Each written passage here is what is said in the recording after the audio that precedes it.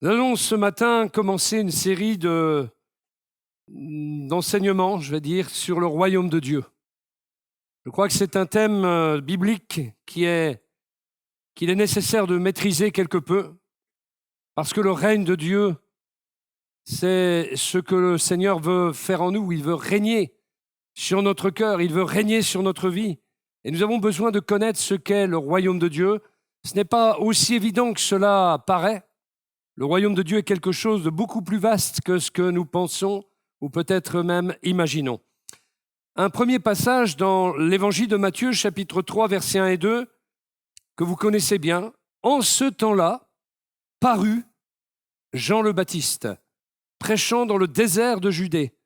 Il disait « Repentez-vous, car le royaume des cieux est proche ». Ce qui est très frappant, c'est « en ce temps-là, parut ». C'est imminent, c'est immédiat, c'est soudain. Ça nous rappelle Élie le Tishbite, qui du jour au lendemain, alors que la scène en Israël est de l'idolâtrie, les prophètes de Baal, la reine Jézabel, un contexte d'idolâtrie, un contexte de souillure, un contexte d'immondice en Israël, et Dieu veut intervenir. Et d'un seul coup, son serviteur Élie le Tishbite paraît sur la scène. Voilà une manière de définir déjà le royaume de Dieu. C'est qu'il y a des choses qui s'y passent. Dieu y décrète des décrets souverains et quand il fait les choses, il parle, les choses se font, elles s'exécutent et il appelle des serviteurs. Et il a appelé Élie le Tishbite comme il a appelé Jean le Baptiste. Au temps marqué, en ce temps-là, parut soudainement Jean le Baptiste. Et Jean le Baptiste va prêcher la repentance, le baptême de repentance, et il va aussi prêcher car le royaume des cieux est proche. La repentance est nécessaire parce que le royaume des cieux est proche. Et puis vient Jésus, dans Matthieu 4, verset 17, presque un petit peu après. Dès ce moment, Jésus commença à prêcher. Jésus commence son ministère et à dire « Repentez-vous », même message que Jean le Baptiste, car le royaume des cieux est proche. Il dit exactement la même chose. Et ils sont sortis presque tous les deux de nulle part, si l'on peut s'exprimer ainsi, parce que c'est le temps marqué. Et avec Jésus qui arrive dans le monde, c'est vraiment le royaume de Dieu qui fait irruption pratiquement dans sa plénitude, parce qu'en Jésus, il y a la plénitude. Et le royaume de Dieu vient, mais il est comme contenu, malgré tout. Déjà, il est contenu dans l'incarnation de Jésus dans la nature humaine, mais il est comme contenu. Il ne vient pas dans sa consommation finale, mais il est déjà là, contenu comme un germe pratiquement. Et dans la personne de Jésus, forcément, le royaume de Dieu fait irruption dans ce monde. Alléluia. Parce que c'est tout ce qui fait la différence pour nous ce matin. Jésus est venu introduire son royaume en venant également mourir pour nous sur la croix. Et tout cela, Jean le Baptiste et son apparition, Jésus et son apparition, pour prêcher soudainement ce message de l'imminence du royaume de Dieu et de sa présence. C'est quelque chose de formidable. Dans Luc 17, verset 21, nous trouvons un autre passage où ce sont les pharisiens qui parlent. Ils demandèrent à Jésus quand viendrait le royaume de Dieu. C'est une bonne question. Il leur répondit, le royaume de Dieu ne vient pas de manière à frapper les regards. On ne dira point, il est ici ou il est là, car voici le royaume de Dieu est au milieu de vous. Et là, on franchit un cran. Là, on franchit une limite. Et Jésus nous dit cette fois-ci que le royaume de Dieu est au milieu de vous. Ça, c'est une progression. Il y a quelque chose de graduel. On est dans un processus où le royaume de Dieu est révélé. Alors, nous pouvons nous réjouir, nous, peuple de Dieu, parce que Jésus a commencé d'instaurer son royaume sur la terre. Et c'est pour cela que nous l'attendons, parce qu'il vient compléter ce qu'il a déjà commencé, ce qu'il a déjà introduit. Et lorsque Jean le Baptiste puis Jésus sont venus prêcher cela, ils ne parlaient pas dans le vide.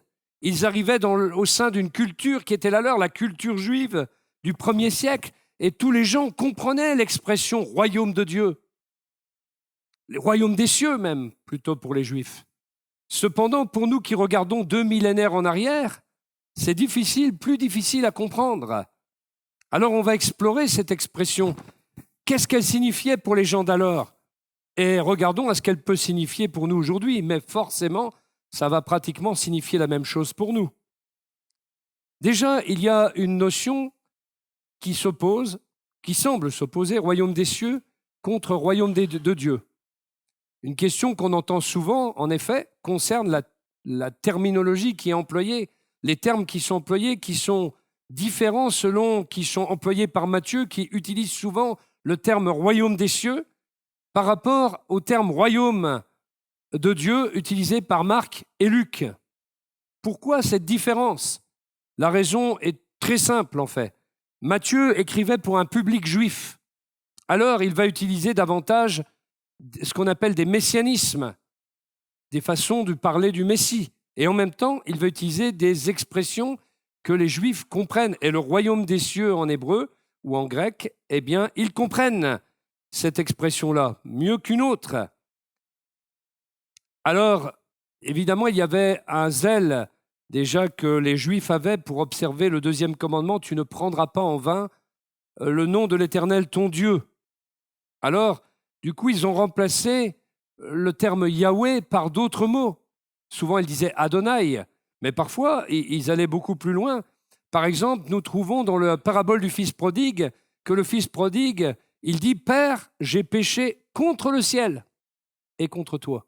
Vous voyez, il va parler plutôt du ciel pour parler de Dieu, mais il ne prononce pas le nom de Dieu. Il dit « Père, j'ai péché contre le ciel et contre toi ». Et on voit aussi que dans l'évangile de Matthieu, malgré tout, des fois, le terme « royaume de Dieu » est aussi employé.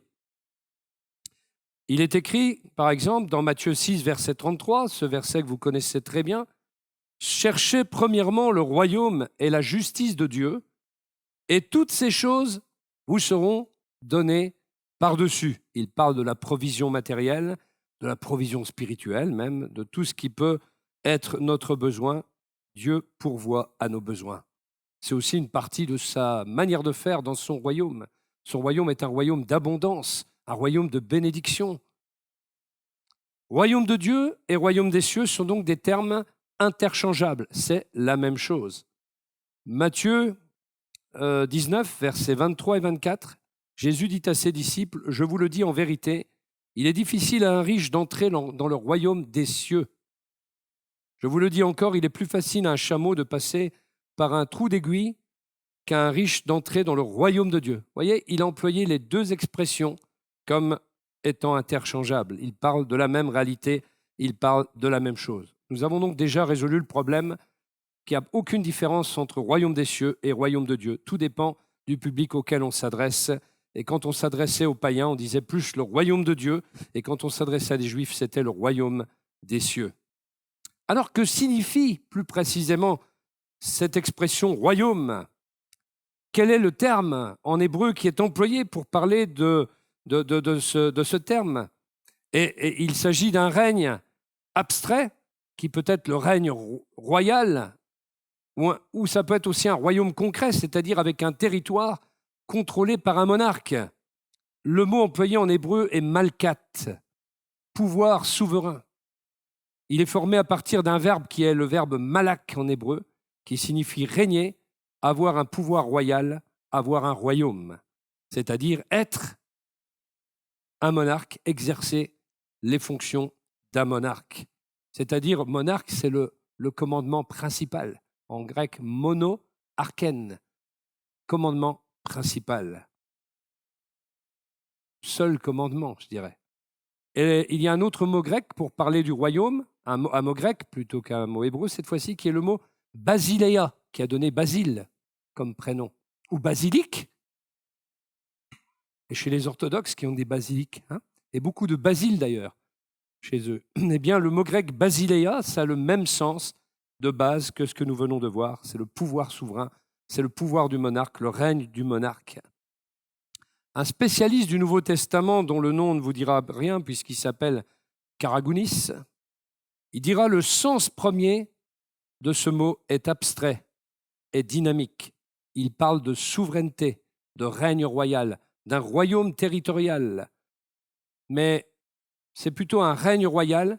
Le royaume territorial est secondaire dans la notion que ce mot apporte. Vous voyez, c'est vaste, c'est compliqué même. Et Jésus donc annonce l'arrivée du règne royal de Dieu, tout simplement. Nous arrivons maintenant dans le contexte de l'Ancien Testament. Et si on faisait une étude de l'Ancien Testament, elle va nous révéler que l'expression « royaume de Dieu » n'apparaît jamais. On est bien embêté cette fois-ci. Et pourtant, l'idée de royaume de Dieu est bien présente parce que Dieu, dès le départ, gouverne lui-même son peuple. On a appelé ça une théocratie. Théo, kratos, le pouvoir de Dieu. Et l'Ancien Testament enseigne clairement que Yahvé est le véritable roi d'Israël. Dans le psaume 29, verset 10, « L'Éternel était sur son trône lors du déluge. L'Éternel sur son trône règne éternellement. » C'est précis. Zacharie chapitre 14, versets 16 et 17. « Tous ceux qui resteront de toutes les nations venues contre Jérusalem monteront chaque année pour se prosterner devant le roi, l'Éternel des armées, et pour célébrer la fête des tabernacles. S'il y a des familles de la terre qui ne montent pas à Jérusalem pour se prosterner devant le roi, l'Éternel des armées, la pluie ne tombera pas sur elles. » Là, il est question déjà de la consommation finale du royaume de Dieu lorsqu'il sera question du règne millénaire de Christ sur terre. Vous voyez, il est bien dit de lui le roi, l'Éternel des armées, celui qui règne. Le tabernacle dans le désert, c'était la maison portable en quelque sorte, la maison mobile du Seigneur, de Yahweh au milieu de son peuple. La cour délimitait l'enceinte royale et la tente est la demeure du roi et le propitiatoire de l'arche, c'est l'alliance, le propitiatoire de l'arche de l'alliance, eh bien c'était son trône. Vous voyez, tout est symbolisé même dans le tabernacle. Et dans les premiers temps, Yahvé est roi de son peuple et les prophètes lui servent de porte-parole. Ils servent de bouche à l'Éternel, car c'est ça la définition d'un prophète. Il est la bouche de Dieu. Et cependant, vers la fin de la carrière prophétique de Samuel, le peuple d'Israël va exiger d'avoir un roi. Il va exiger, dans 1 Samuel 8, verset 5, un roi pour qu'il nous dirige comme cela se fait dans toutes les autres nations. Ils étaient stupides de vouloir envier les nations environnantes, alors qu'ils étaient une nation unique avec un Dieu, le Créateur du ciel, qui les gouvernait directement. Il faut être fou quand même pour vouloir changer de mode de commandement. Le verset 7 de Samuel 8 nous dit « L'Éternel lui répondit, écoute ce peuple et accepte toutes leurs demandes. En effet, ce n'est pas toi qu'ils rejettent, c'est moi. Ils ne veulent plus que je règne sur eux. » Et au verset 9, « Maintenant, fais donc ce qu'ils te demandent, mais avertis-les bien en leur faisant connaître les droits du roi qui régnera sur eux. » Ça ne va pas être la même chanson, parce que les rois vont profiter parfois du peuple. Il y a eu de bons rois, il y a eu des mauvais rois. Des gens qui ont fait la volonté de Dieu, d'autres qui ne l'ont pas faite. Et lorsque le royaume d'Israël, sans que ce soit Dieu qui soit le roi, a été établi, d'abord sous Saül, on a vu ce que ça a donné, déjà le premier roi, tout a foiré, puis ensuite sous David, eh bien, le roi était censé régner en quelque sorte en tant que représentant de Yahweh et sous la suzeraineté de Yahweh, c'est-à-dire sous sa coupe. Et le prophète à la cour, des gens comme Nathan, comme Gad, comme Élie, servaient de porte-parole de Dieu auprès du roi. Il y avait eu une façon maintenant indirecte pour Dieu de gouverner son peuple. Le roi David sera appelé un homme selon le cœur de Dieu pour régner sur Israël. Et Dieu lui fait des promesses spéciales qui concernent un royaume éternel. Nous allons lire ce texte, 2 Samuel, chapitre 7, versets 11 à 16, c'est un bon rappel de ce qui se passe dans l'Ancien Testament. Et Dieu va dire à David, « Comme à l'époque où j'avais établi des chefs pour mon peuple Israël, je t'accorderai une existence paisible en te délivrant de tous tes ennemis. Enfin, l'Éternel t'annonce qu'il te constituera une dynastie. Quand le moment sera venu pour toi de rejoindre tes ancêtres décédés, j'établirai après toi l'un de tes propres descendants pour te succéder comme roi et j'affermirai son autorité royale. C'est lui qui construira un temple en mon honneur et je maintiendrai à toujours son trône royal. Je serai pour lui un père et il sera pour moi un fils. S'il fait le mal, je me servirai d'homme pour le corriger par des coups et des châtiments, mais je ne lui retirerai jamais ma faveur comme je l'ai retirée à Saül. que j'ai écartés pour te faire place. Oui, je rendrai stable pour toujours ta dynastie et ta royauté, et ton trône sera inébranlable à perpétuité. Et pour cause, puisque le fils de David, c'est Jésus qui règne éternellement et dont le trône est inébranlable. Amen. Quelle promesse qui s'est réalisée. Cette promesse prophétique a été réalisée. Elle date de Samuel, imaginez, plus de 1000 ans avant Jésus-Christ. Mais les descendants de David, nous le savons par l'histoire d'Israël, sont devenus désobéissants.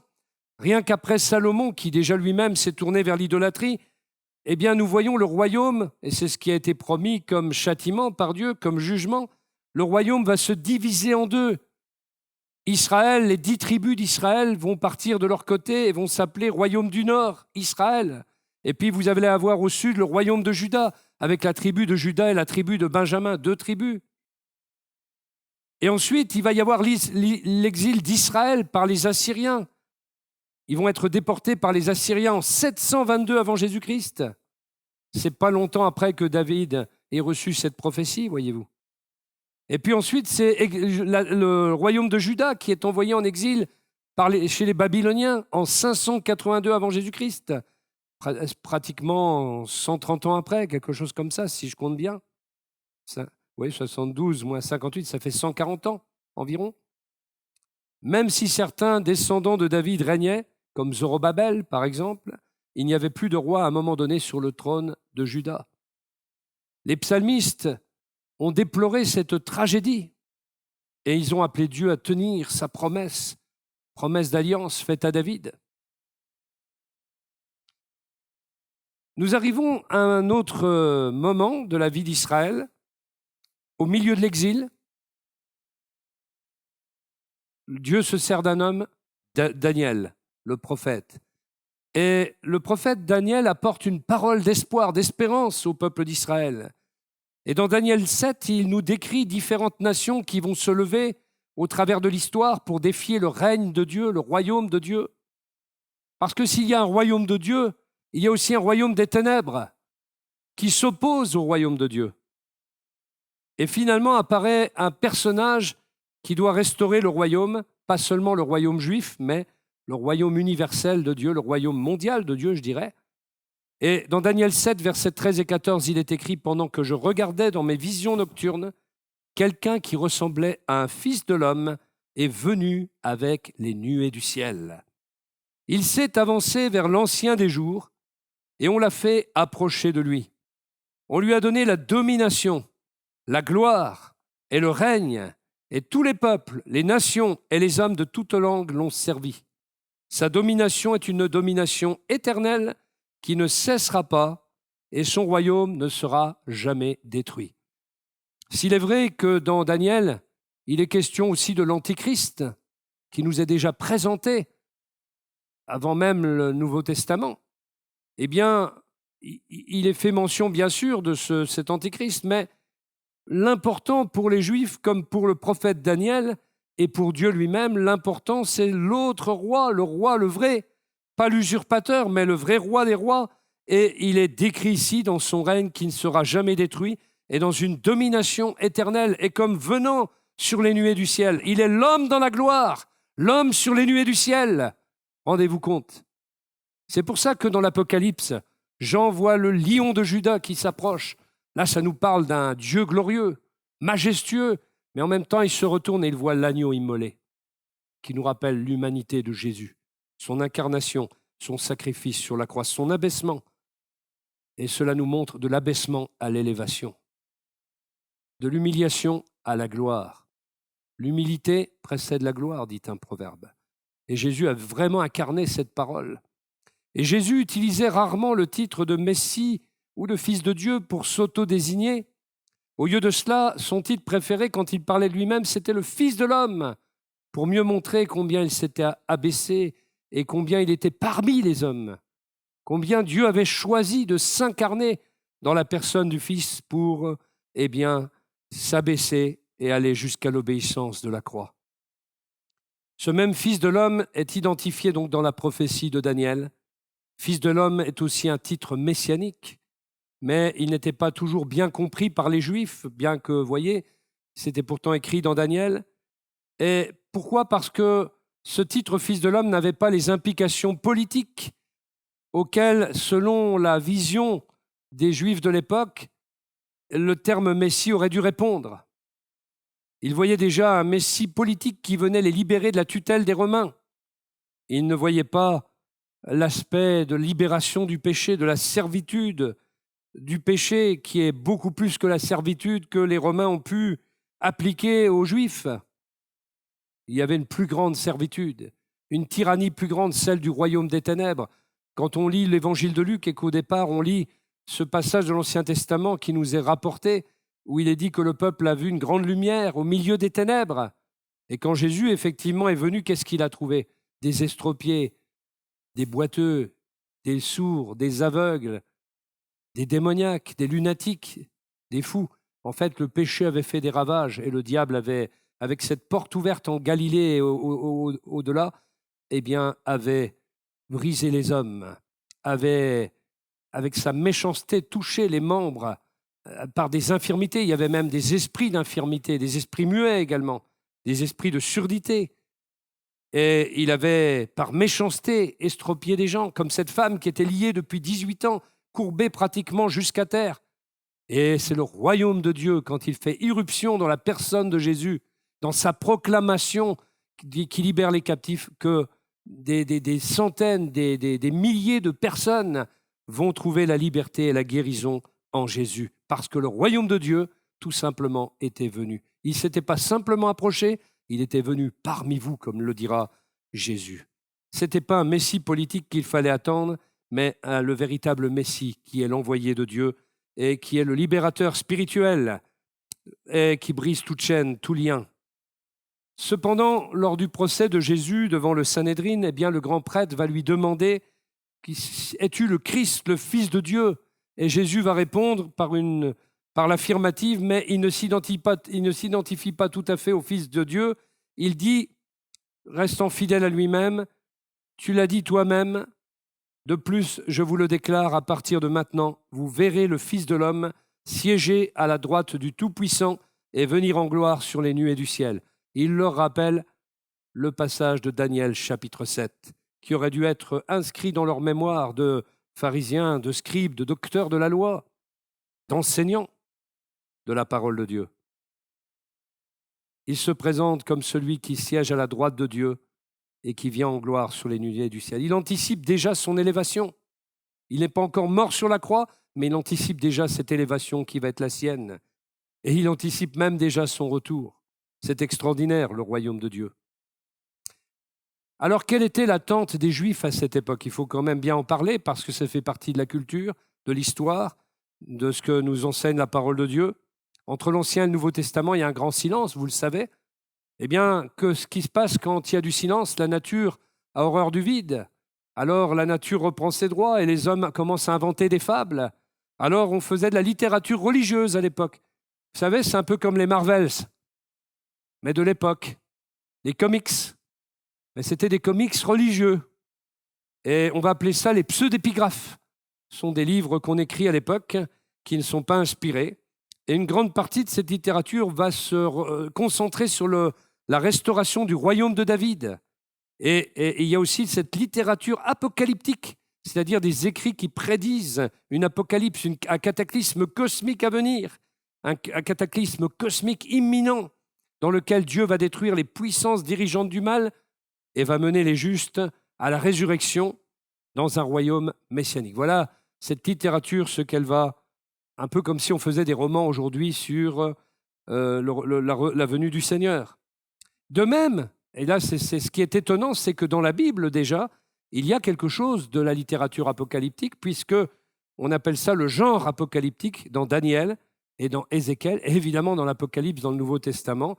Cette littérature apocalyptique, ce genre du moins de littérature apocalyptique, apparaît à nouveau, mais dans la pensée de Dieu, sous l'inspiration du Saint-Esprit.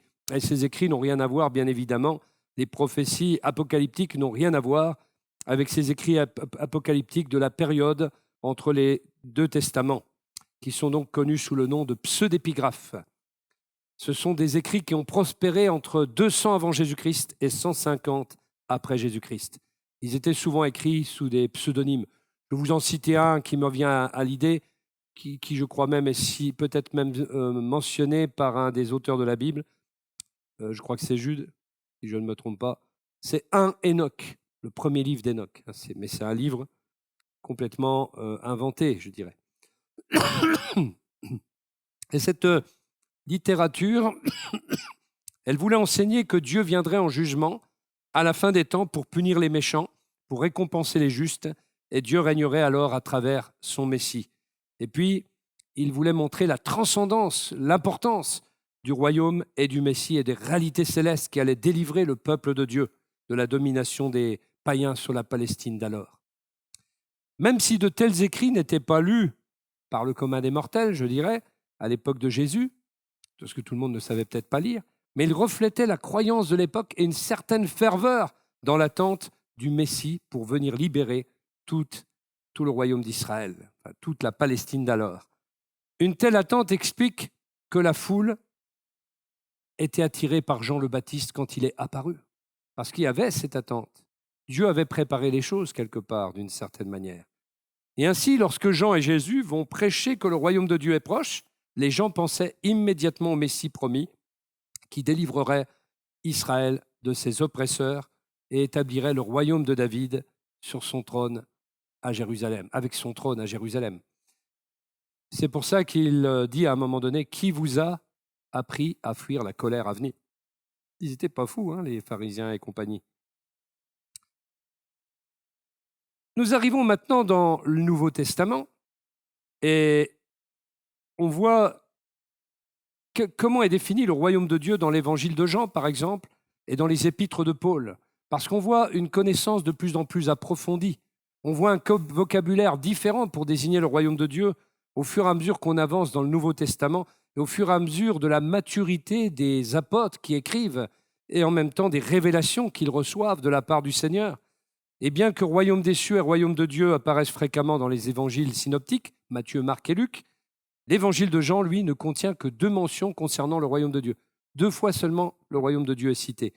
Dans un passage que vous connaissez bien, Jean 3, verset 3, mais qui a son importance, « Je vous le dis en vérité, dit Jésus, personne ne peut voir le royaume de Dieu s'il ne naît de nouveau. » Tout commence par la nouvelle naissance. Aucune possibilité d'entrer dans le royaume de Dieu, de faire partie du royaume de Dieu, si on n'est pas né de nouveau. Voilà, telle est la réalité. Sans la régénération, sans la nouvelle naissance, personne, dit Jésus, ne peut voir le royaume de Dieu. Il faut donc naître de nouveau.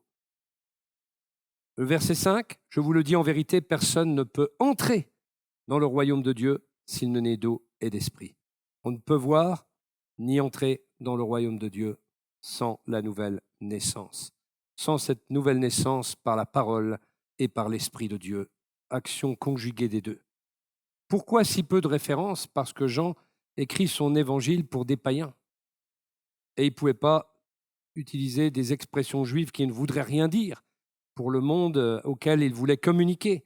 Il était alors entouré d'idolâtres, il était à Éphèse. Et l'expression « royaume de Dieu » n'a que peu de sens pour les non-juifs à l'époque. Alors au lieu de cela, Jean va utiliser des termes simples comme « vie éternelle ». Mais c'est la même réalité. En parlant de vie éternelle, il parle du royaume de Dieu. Cette vie que doivent recevoir ceux qui croient et cette vie qui habitera ceux qui seront dans le ciel. Et puis, 17 fois, il va utiliser le mot « vie », tout simplement. C'est tantôt vie éternelle, tantôt la vie. Les évangiles synoptiques utilisent aussi occasionnellement l'expression « la vie » comme équivalent du royaume de Dieu, mais le mot « vie » est plus intelligible aux oreilles des non-juifs à l'époque.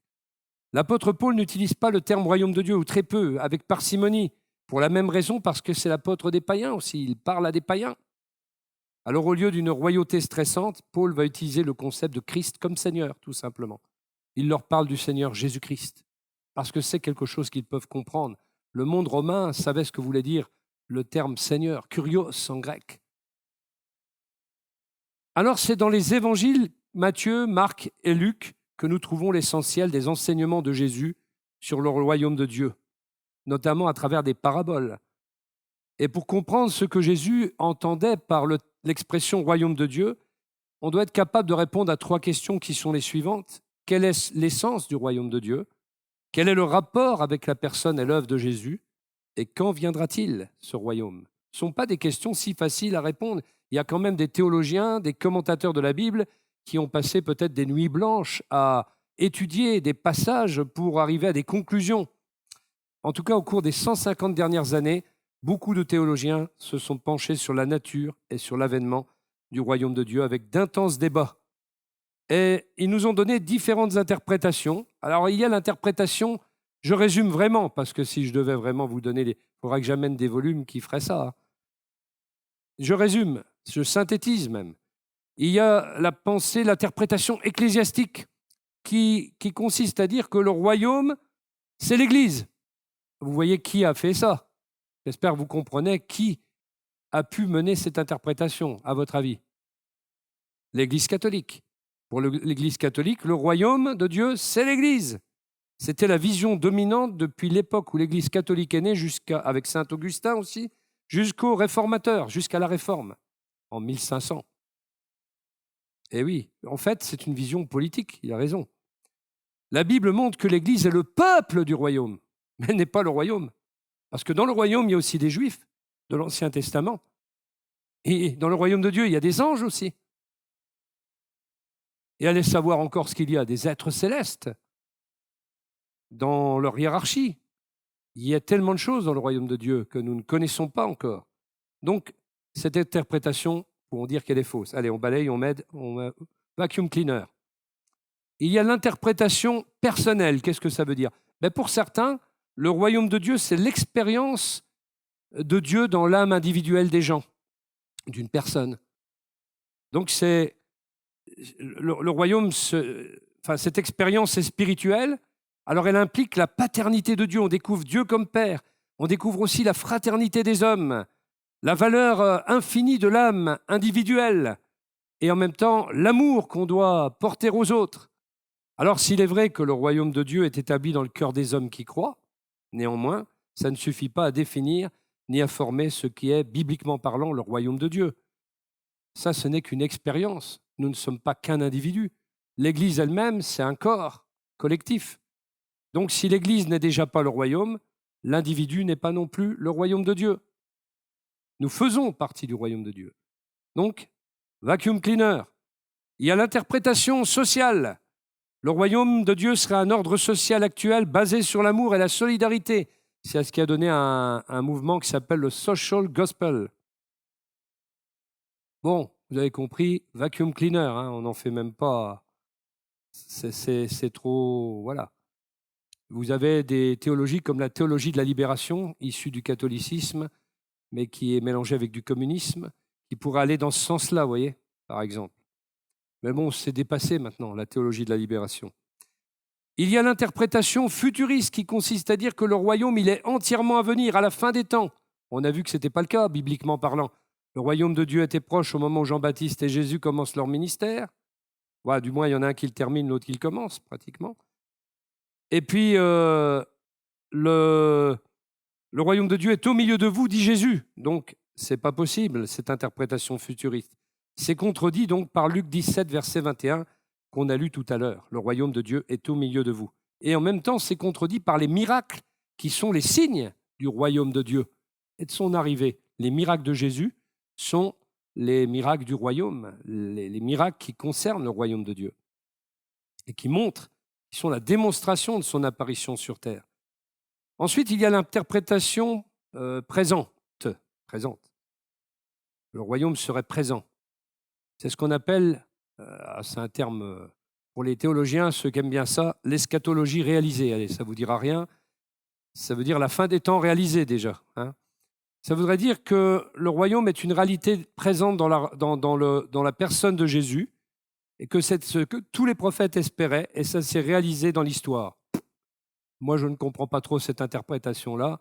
Elle n'est pas du tout biblique. En tout cas, partiellement, elle l'est, mais elle ne l'est pas entièrement. Alors, il reste une interprétation qui sera sans doute la nôtre, si vous le voulez bien. Vous n'êtes pas obligé. C'est l'interprétation qui s'appelle la présente et future. Voilà.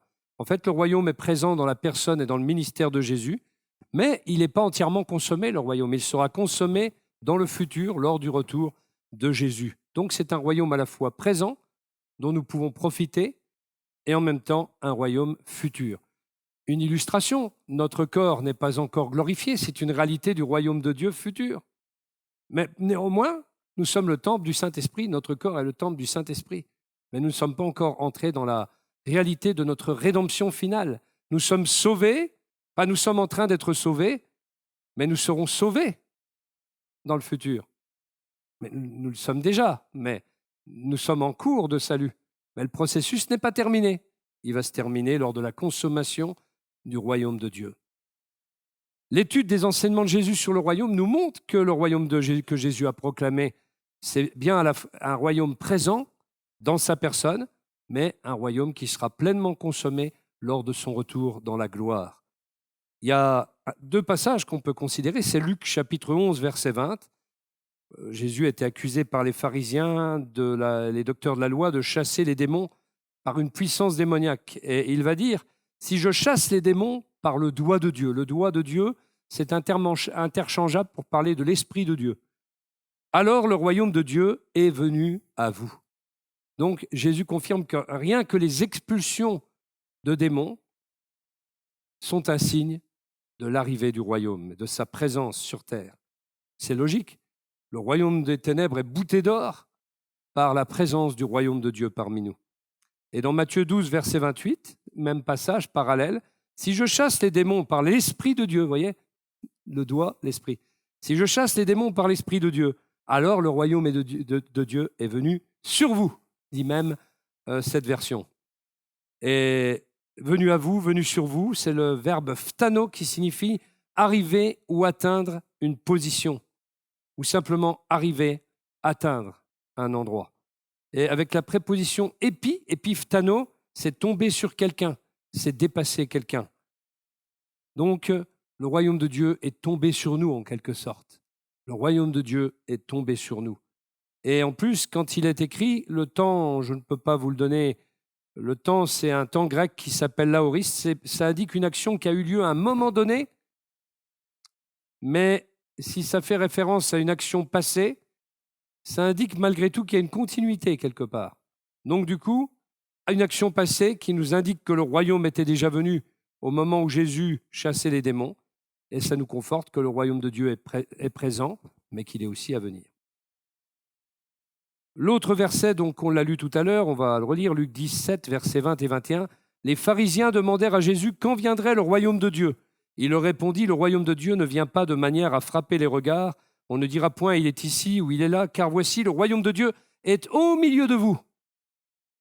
Le mot, c'est entos en grec, au milieu de vous. Et alors qu'on lui demandait finalement le calendrier, l'agenda de Dieu concernant son royaume, il nous parle de ça. Entos, parmi vous, au milieu de vous. C'est vraiment bien ce qui traduit la chose. Ce n'est pas forcément en vous, mais cela dépend de la réception par les cœurs, évidemment. Mais Jésus, ici, parle de la présence du royaume de Dieu parmi les hommes comme quelque chose à leur portée s'ils veulent seulement s'en emparer, car ce sont les violents qui s'emparent du royaume de Dieu. La seule traduction qui a du sens, c'est donc le royaume de Dieu est parmi les hommes, parmi vous, c'est-à-dire aussi dans la personne et dans le ministère de Jésus. Il s'y trouve à nous de puiser aussi en lui.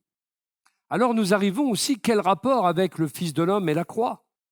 Parce que ça, à première vue, ça ne semble pas correspondre à l'enseignement de Jésus sur le royaume de Dieu. C'est la croix. Ça ne correspond pas tellement sur le moment à l'enseignement qu'il fait sur le royaume de Dieu.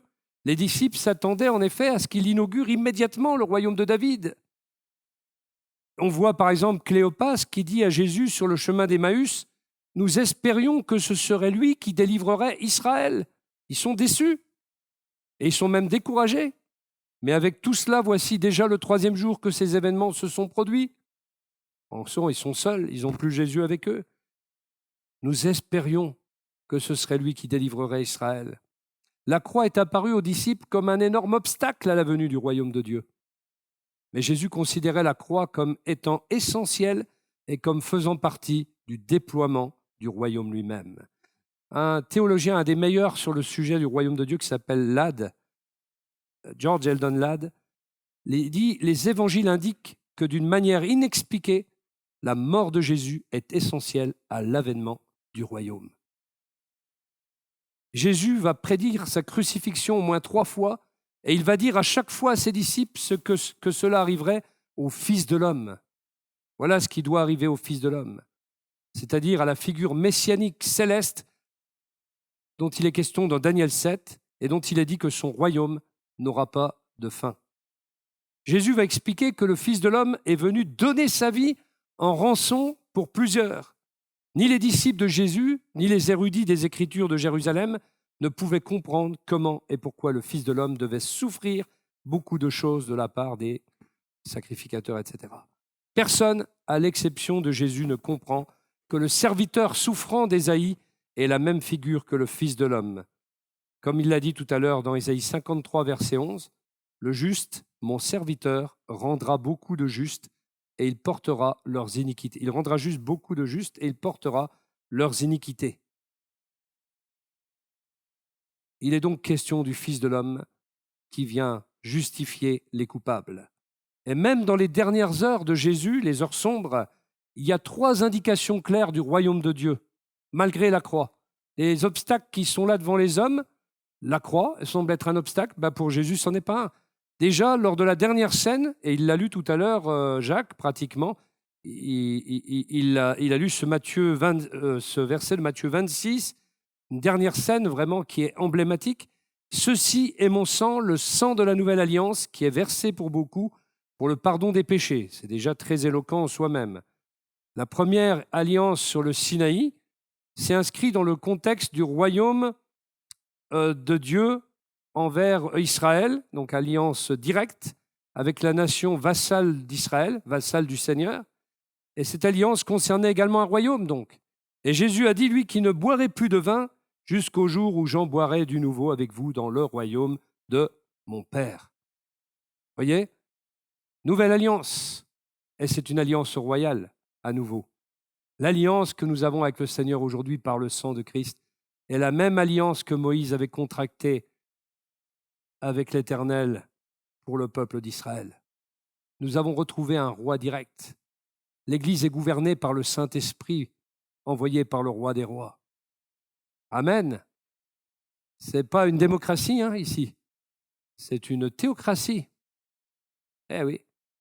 Alors, dans le microcosme des églises, évidemment, mais c'est une théocratie.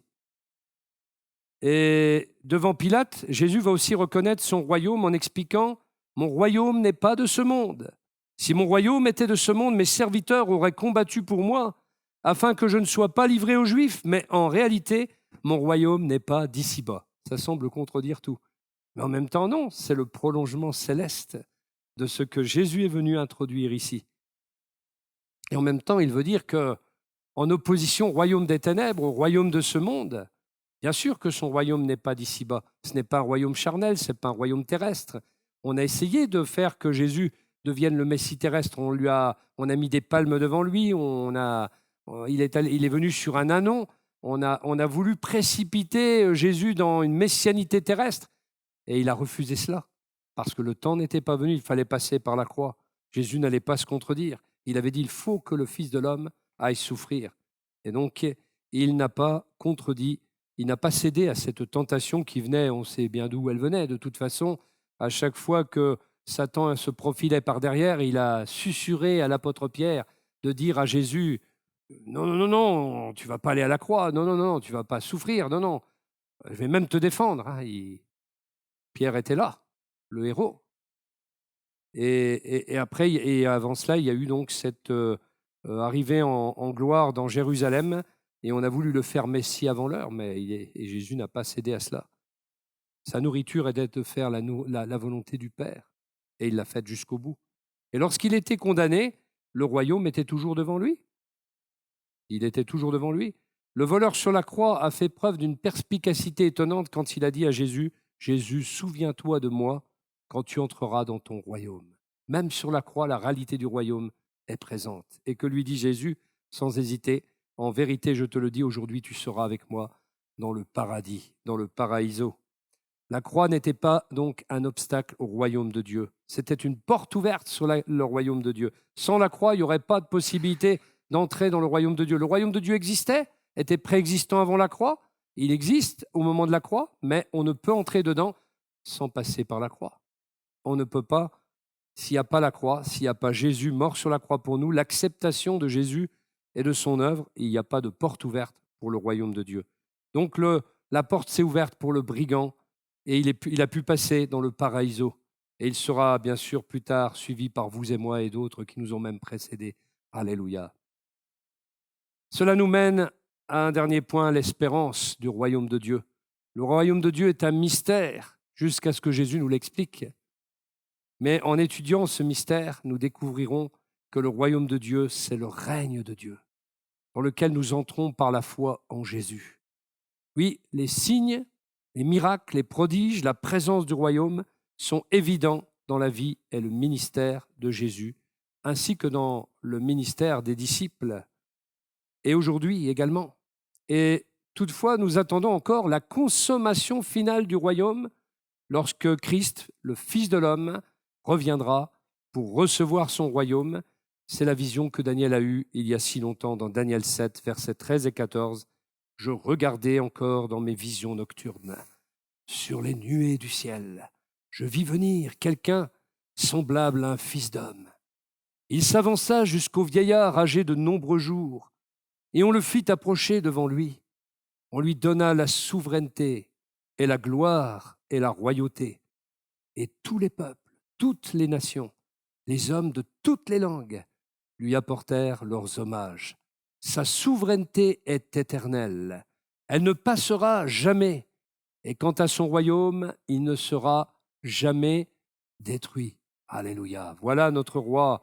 Alors, frères et sœurs, profitons de ces enseignements qui vont avoir lieu, parce qu'il n'y en a pas qu'un sur le sujet, pour entrer dans cette réalité du royaume de Dieu. Profitons de sa présence parmi nous, de sa présence dans nos cœurs, de sa présence sainte, de sa présence glorieuse, et vivons vraiment la perspective glorieuse de son royaume déjà présent et à venir en ce qui concerne sa consommation finale. Et comme je le disais, je vais encore le rappeler parce que je l'ai vraiment à cœur, créons l'atmosphère, changeons l'atmosphère. C'est un cantique qui m'a fait penser à cela, parce que la gloire de Dieu, sa présence, c'est l'atmosphère de Dieu. Alors il nous faut rejoindre l'atmosphère de Dieu. Et même, parfois, nous pouvons susciter l'atmosphère que Dieu veut. Comment? Par la foi, la confiance que nous lui manifestons. Il aime la foi. Il n'a pu faire à un endroit aucun miracle parce qu'il n'y avait pas la foi. Sans la foi, il est impossible de plaire à Dieu. Alors il nous faut vraiment, frères et sœurs, attirer la présence de Dieu. Qu'est-ce qui peut encore l'attirer? Qu'est-ce qui peut encore l'attirer? À part la foi. Les bonnes dispositions de cœur, oui. La sanctification sans laquelle nul ne verra le Seigneur. C'est très important, la sanctification.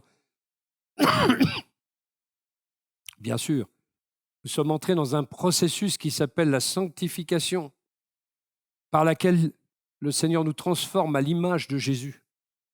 Et c'est évidemment un processus progressif. Vous le savez bien, sans quoi on serait tous parfaits aujourd'hui. Mais nous tendons vers la perfection. Nous voulons vraiment vivre dans la sainteté de Dieu. Comment vivre dans la sainteté de Dieu? En laissant l'Esprit de Dieu prendre le contrôle du PC, du poste central qu'est notre esprit. Et ça va descendre à notre âme et à notre corps.